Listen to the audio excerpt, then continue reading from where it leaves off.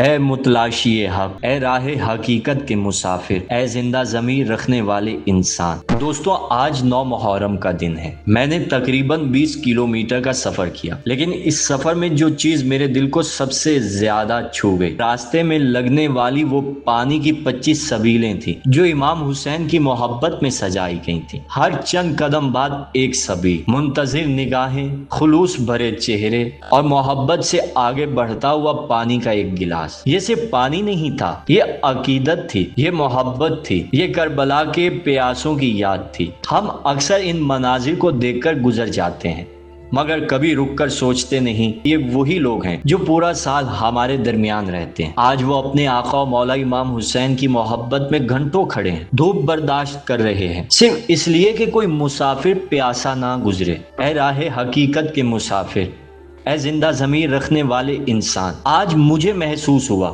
کہ عزاداری صرف ماتم اور جلوس کا نام نہیں، عزاداری ان خلوص بھرے چہروں کا نام بھی ہے جو محبت سے کہتے ہیں، بھائی پانی لے لیں، یہ امام حسین کے نام کی سبیل ہے۔ شاید یہی وہ حسینیت ہے جسے ہم اکثر نظر انداز کر دیتے ہیں، مگر حقیقت میں یہی چھوٹے چھوٹے عمل کربلا کے پیغام کو زندہ رکھتے ہیں۔ سلام ان تمام خادمین حسین پر جو گرمی، تھکن اور مصروفیت کے باوجود اپنے مولا امام حسین کی محبت میں لوگوں کی خدمت کر رہے ہیں۔